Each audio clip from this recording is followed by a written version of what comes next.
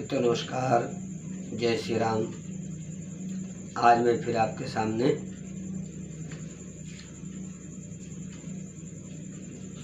आ गया हूँ कुछ हरि चर्चा के लिए। आज कृष्ण जन्माष्टमी है और मंगलवार है। स्वामी दास का दिन एक ही होने से आज का व्रत ज़्यादा अच्छा माना जाता है। मंगलवार हनुमान जी का है और जन्माष्टमी है, इसलिए शुभ कारक है। आज अष्टमी रात में 12 बजे रहेगी, कल उदया में है और परसों 13 तारीख को संतों का व्रत है। वो लोग नक्षत्र मानते हैं, रोहिणी नक्षत्र परसों है। तो गृहस्थ आज व्रत रहे, तो आश्रम में संत रहते हैं, उनका व्रत 13 तारीख को है। अब आगे कल के वीडियो में आपने सुना भगवान के तीनों जन की कथा। अधिकतर लोग सब जानते हैं कि भगवान का अवतार क्यों होता है। विप्रधेनु सुर संत हित लीन मनुज अवतार, निज इच्छा निर्मित तनु माया गुण गोपाल। भगवान का जन्म क्यों होता है आप समझ ही गए होंगे। जब देवताओं पर, यज्ञ करने वालों पर, गाय माता पर,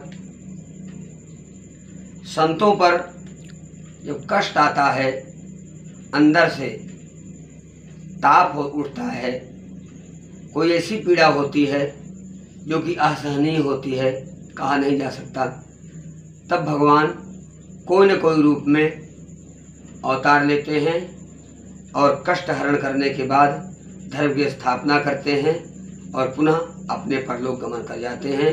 वो चाहे जो अवतार हुआ हो, वामन हो, कच्छप हो, मीन हो, राम हो, कृष्ण हो, परशुराम हो, बहुत सारे अवतार हैं। 24 अवतारों कथा है। भविष्य में मैं इसमें प्रकाश डालूंगा। इसी उपलक्ष्य में भगवान ने कृष्ण के रूप में जन्म लिया। कथा सबको जानकारी है, कोई नई नहीं है। कंस के भय के कारण पूरा समाज दूषित हो चुका था। यज्ञ अनुष्ठान सब बंद थे। कंस का आतंक इतना ज़्यादा था कि लोग अपने घरों में धूप दीप तो छोड़िए, कोई हरि चर्चा भी नहीं करता था। जहाँ भी सुनता था कि यज्ञ हो रही है, वहाँ आग लगवा देता था। असुर जो होते हैं वो अपनी बात पूरी कराने के लिए किसी भी हद तक जा सकते हैं, उसी को असुर कहते हैं। और संत उसे कहते हैं अपने कष्ट हो जाए तो ठीक है और को कष्ट ना हो। परहित सरिस धर्म नहीं भाई, पर पीड़ा सम नहीं अधमाई। सोई परत्र दुख पावई, सिर धुन धुन पछताई। काल ही कर्म ही ईश्वर ही मिथ्या दोष लगाए। हमें समय भगवान ने दिया है भजन करने का, पूजन करने का। 1 घंटा, सवा घंटा, 2 घंटा, 10 घंटा, 20 घंटा कर सकते हो, कोई मना ही नहीं है। पहले समय में राम नाम लेने के लिए मुंह छुपा कर लेना पड़ता था, कंस के समय, रावण के समय। मित्रों, मैं आपसे कई बार कह चुका हूं कि प्रभु सर्वज्ञ हैं, कोई संदेह इसमें नहीं है। प्रभु कण कण में हैं, वो राम हो या कृष्ण हो या परमेश्वर हो, कुछ भी कह लीजिए। हमें उनका नाम पूजन नहीं बंद करना चाहिए।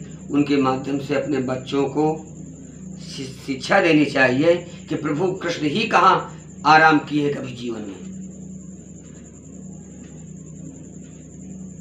कृष्ण ने कभी आराम नहीं किया है। जन्म होते ही पूतना मैया आ गई, तृणावर्त, अघासुर, बकासुर, इन सब का आह्वान होने लगा। कन्हैया जन्म लेते ही युद्ध शुरू कर दिया राक्षसों से। इसलिए हम भगवान को तो मानते हैं, भगवान की नहीं मानते। हमें आराम नहीं मिलता है, हमने बड़ा काम किया, भैया पूजा कर लो, नहीं नहीं बाद में कर लेंगे। अगर प्रभु को आप मानते हो तो प्रभु जैसा बनना पड़ेगा, तब मानने का फल है। नहीं तो नाम गुलाबचंद महक ममरुग नहीं। कहानी में ज्यादा मैं नहीं जाना चाहता हूं, सब जानते हैं। नंद बाबा के यहाँ अष्टभुजी रूप में माँ दुर्गा अवतार ले चुकी थी। इधर भगवान कृष्ण जेल में ही पैदा होना पड़ा राघव को, क्योंकि जीव जो है जेल में ही है। अगर गाय को उठाना है तो कीचड़ में जाना पड़ेगा, अगर कीचड़ में गाय गिरी है तो जेल माने संसार सागर। गोविंद वहां से उद्धार करने के लिए जेल में जन्म लेते हैं। बाल कथा आप जानते ही हैं, ज्यादा बताने की आवश्यकता नहीं है। जो जो किया गोविंद ने वो सब जानते हैं। विशेष करके मैं आपको एक मिनट में बता रहा हूं। भगवान का जन्म धर्म स्थापना के लिए होता है, विशेष उद्देश्य। उनके चरित्र से हम कुछ हमें सीखते रहना चाहिए। यही हमारा धन्य भाग है, क्योंकि ये जीवन दोबारा मिलेगा कि नहीं मिलेगा। अगर जप पूजन नहीं किए तो फिर हमें बार बार नाना प्रकार की योनि में जन्म लेना पड़ेगा। वो सूअर हो सकती है, गधा हो सकती है, भैंसा हो सकती है, कुत्ता हो सकती है, अजगर हो सकती है। इसलिए आज के दिन सब लोग परिवार के बैठ करके मध्याह्न काल में अगर गोविंद की आपके पास मूर्ति हो, लड्डू गोपाल की तो ठीक है, शालिग्राम हो तो ठीक है, खीरा में काट करके खीरा को भर दे भगवान को, उसमें लाल कपड़ा से खीरा को बांध के रख दे। रात 12 बजे निकाल करके थाली में भगवान को रख करके और